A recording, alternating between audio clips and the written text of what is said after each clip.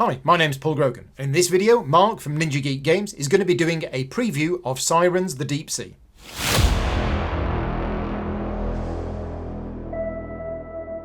Hello and welcome. Some of you may have already noticed that I'm not Paul Grogan. No, I'm Mark from Ninja Geek Games and I'll be providing you with an overview video of Sirens: The Deep Sea that's currently live on Gamefound, and there'll be a link to the campaign in the description. Sirens is a 1 to 4 player story-driven adventure game of construction, resource management and character development, as well as fish, in the oceanic world of Warthia. Here you take on the role of mysterious sirens, aquatic-like beings who must protect their kingdom from the savage air breathers, or humans as they're known. But as Warthia is far too deep within the ocean for the humans to lay claim to, they've instead allied with rival sea kingdoms to do their bidding. During the game, you will progress through a number of scenarios, each consisting of multiple chapters, where you'll need to collect and refine resources in order to construct buildings, fight enemies in hand-to-hand combat, gain skills and equipment for your character, and even get the chance to explore legendary locations and come face to face with ancient creatures to claim rare artifacts. In this video, I'll discuss the scenario that I've been given that covers a lot of the game mechanics and components, but note that this is just a prototype, so anything you see here will likely change from the developed game. Briefly, for this scenario I was tasked with repairing buildings, and in order to do this I needed to locate specific resources, but seeing as enemies were spawning and looking to halt my progress, I had to see them off, which meant I needed upgrades for my character, and I got a little sidetracked with quests too. Let's dive in. There's a little water pun for you there. I'm just squidding. Here I've set up for the start of the scenario that I've been given, but it's likely you can't see the whole layout as the board is pretty big. It represents the vast depths of the ocean and it's separated into a grid with individual fields that maps out player movement as well as the locations of buildings and resource sites. Each scenario will have a different layout that includes these large terrain pieces that are at different levels representing how close they are to the surface, and the whole board is scattered with tokens representing the various buildings, areas that produce resources as well as places of interest.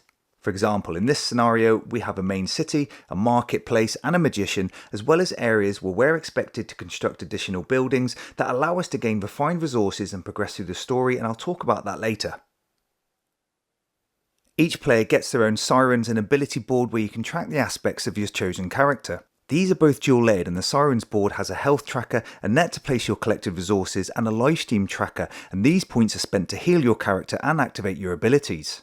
The central area records the character stats for combat, the maximum number of items that you can store in your net, as well as the number of action points that your Siren can take each turn. During the game, as you gain upgrades, you'll be assigning dice to record increases in these stat values. This board records which abilities are active for any given Siren. This is in the form of an ability tree of sorts where you begin the game with basic abilities but can purchase more, and they need to be activated to function. You also have a set of passive or ongoing abilities and an area to store bonus dice used for combat. This area represents additional abilities to include a Cyrus bonus effect, a singing ability for teamwork in combat, and a special effect for the mount, which is the sea creature that your Siren rides around on during the game. These special abilities and combat dice are activated by spending spirit points from this track, and the livestream cost for activating any abilities within the tech tree is shown here. Each Siren also has a small pool of dice that's generally used in combat for attacking and defending, and I'll go into detail about that later. As there are so many abilities to keep track of, you have a handy player aid specific to each Siren that provides detailed overviews of all the effects and costs for the upgrade. I've been given 4 characters to play with, and they're all unique, where Sunduke has low action points but high health value and can be considered the tank.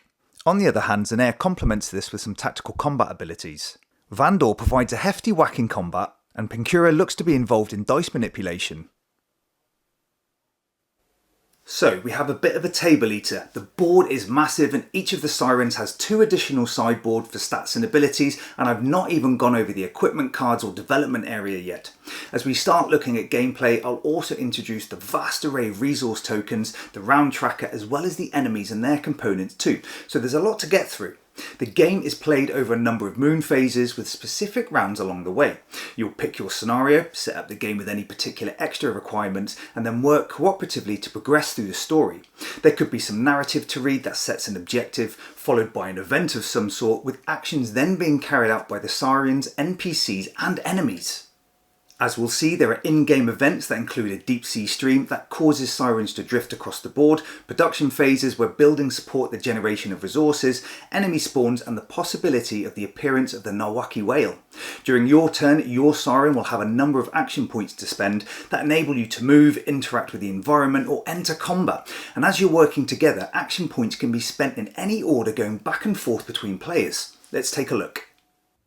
What I'm going to do is briefly go over the siren actions and character development, look at how the storyboard affects gameplay, and then show you how combat takes place.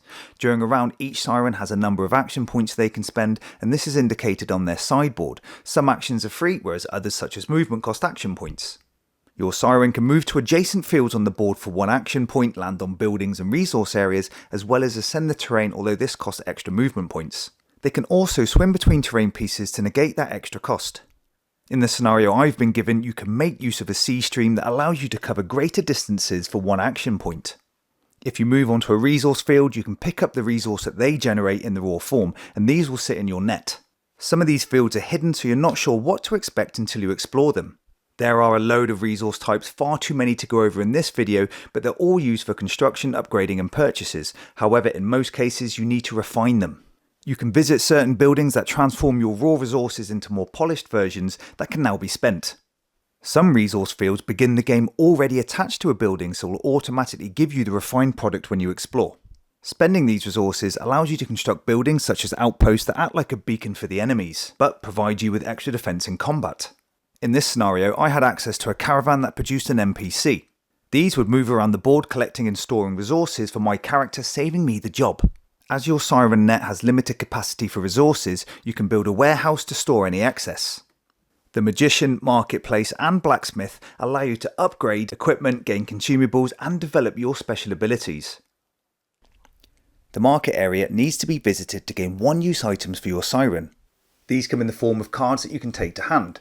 You could get a grappling hook that allows you to attack an enemy at range, a little pick-me-up to give you a few more action points each turn, as well as a combat ability that deals direct damage to an enemy.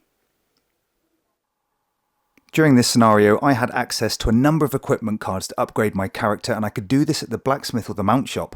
Here, my upgrades included armour, weapons, saddles for my mount, as well as a net that I could forge. Each card shows the cost and the siren stat that it boosts. Armour increases the health and defense value. Weapons support your attack strength and initiative. The saddle provides extra action points and dodge values in combat. And the net increases your carrying capacity. Once forged, the card sits in an equipment holder, and I'll place a token to show that I have the most basic form. You then add dice to your player board to show the added value to the stats. Later I can upgrade the equipment card further by paying this cost, which gives me an additional benefit, and I'll move this token as a reminder. If I popped into the local magician, I can also upgrade my character's abilities. Again, these all have a cost in refined resources that's shown on the player aid, and you can choose between your passive and active abilities, although you have to follow the ability tree. Again, each siren has a whole host of different abilities specific to a particular playstyle for healing, combat or action points, for example. As you play through the games, you'll unlock quite a few of these, so even between games your character will have a completely different development pathway. If you want to use these abilities, you have to pay livestream points, and you can activate any number of abilities during combat, moving the marker as a reminder. However, the passive abilities are ongoing and activate when you meet the requirements. The storyboard tracks in-game events every round. You'll be drawing event cards or reading narrative when you reach this token, and it's these that set your objectives that you need to meet. At times I had caves or shipwrecks that I had to explore that provided artifacts, although these were difficult to gain, and these gave a permanent boost to the siren stats or a really cool combat ability. When the round token reaches these spaces, this results in a strong current that pushes your siren across the board in the direction indicated by the stream marker. This can help as well as hinder you, so you need to be aware of when and what direction you could be pushed, as event cards will regularly change the course of the current. But if you're lucky, you could end up exactly where you want to be without spending those precious action points. These shells result in the production of refined resources if the resource fields are adjacent to a constructed building, so you need to plan where to build and the time of collection if you want to play efficiently. At the beginning of every turn, this marker will move across the storyboard, and this icon introduces a little side quest that I really liked. It represents the presence of the Nawaki whale that will gradually move across the board and then disappear. If during the game you have time, you can choose to hunt scales from the whale in the mini dice game. Depending on your role, you may be lucky enough to gain scales of a particular colour. These can then be used to forge legendary items in the form of armour, weapons and artefacts that your Siren can proudly show off. Note that the whale doesn't stay on the board for too long, so you need to plan ahead if you're keen for the hunt. Both the storyboard and the narrative will spawn enemies that will collectively move towards buildings to try and destroy them. Action points can be spent to attack enemies and combat is carried out over a number of rounds until you or the enemy are defeated. Each enemy has their own battle card that has combat stats similar to the Sirens and different levels based on difficulty. Both you and the opponent roll for initiative using the relevant stat, and this determines who attacks first. Attacking and defending is similar regardless of whose turn it is. You roll your combat dice and add your base attack stat and any improvements, where the enemy adds their defense stat to the roll. Defenders always roll a dodge dice, and if this symbol is shown, that player also adds their dodge stat to the defense value. Health is lost if the defender's total is less than the attacker's, but the enemy gets bonus abilities based on the combination of dice rolled, and this is shown on their battle card. Enemies can be pretty tough, but Sirens have a trick up their sleeve. Sirens can spend spirit points from their ability board to buy combat dice for one round. The attack and defense dice increase your overall combat value, but can be boosted to double the value of the dice rolled. The crit die increases the total value roll by 50%, so you can really do a great deal of damage if spent at the right time. There's a lot to take in with this game. You have to gain resources in order to build and upgrade, but as you can only carry so much, you have to rely on warehouses for storage or look to activate the NPC to do some of your dirty work. Failing that, constructing buildings adjacent to resource fields produces refined resources, and this saves you time as you don't need to convert them elsewhere. If they're too far away, can the current sweep you in their direction as a free action? Therefore, you are looking to play as efficiently as possible and do need to construct buildings in the right locations to get the best out of them. During my games, I was forced to construct certain buildings but had to explore the entire ocean to find resource fields whilst preventing enemies from attacking the citadel. There were special locations that came into play and objectives that I had to meet, and I had to decide on how to upgrade my Siren with equipment and abilities. Upgrading your Siren is pretty cool and a must. You won't get far with your base stats, and you certainly need to open up the plethora of abilities available. This is because enemies can be tough, slowly grinding down your health, so whether you spend livestream points to activate abilities or spirit points to earn those combat dice, you're in for a tough ride. You can also trade livestream points for health, so you sometimes have a push your luck element that could dictate how long you survive.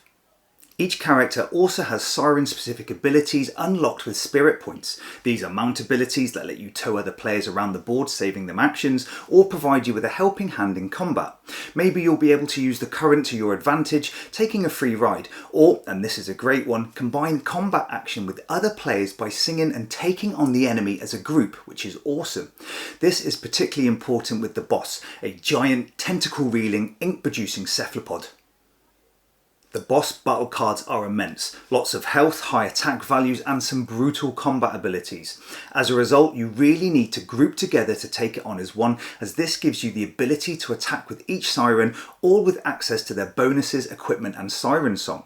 The boss also has armour that must be removed before you begin attacking it, but Sirens can spend spirit points to chip away at this armour, making the enemy vulnerable to your attacks, so make sure your spirit is always topped up.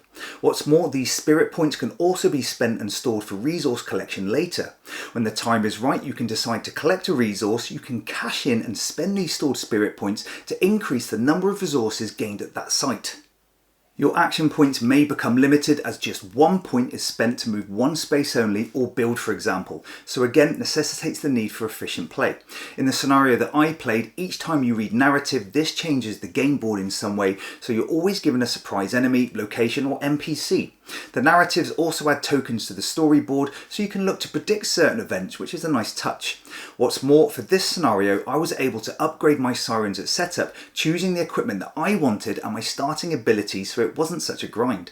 From this, each Siren plays completely differently, and due to the volume of abilities, even playing with the same character opens up varied development pathways. As you've seen, there are multiple ways to upgrade, but if you don't have the required resources, you can always trade with other players, and you do need to help each other out due to the vastness of the board. This promotes table talk, which is always important in these types of adventure games, and not all is lost if your turn is limited. Doing little on your turn does replenish spirit points for later use. The introduction of your NPCs helps with your limited actions, and the presence of the ancient well always had me sidetracked as I wanted to hunt those scales down and trade for legendary items. The game comes with a ton of resources to include wood, plants, mussels, coral and pearls, all with multiple types and available in the raw and refined form. To produce them, each has its own resource field, and some are even hidden at the start of play, forcing you to explore and find the resource that you want. On top of this, there are a load of enemies in this prototype, all with their own abilities, so there's always variations in combat, each excelling in different aspects. You also get loot for defeating enemies, so it's not always costly. Enemies can also besiege your main citadel building. They tend to home in on this, so if you can't defeat them all, you can prepare for a siege by congregating as a group on site to gain defense bonuses for your trouble. I only played the one scenario, but Sirens does allow free play rather than meeting the required objectives, and this informs you on how many enemies or resource fields are present, for example. I hope you enjoyed this video and it gave you a good overview of what we're expecting with Sirens, and note that this game is currently live on Gamefound with a link in the description. Thanks for watching. Cheers.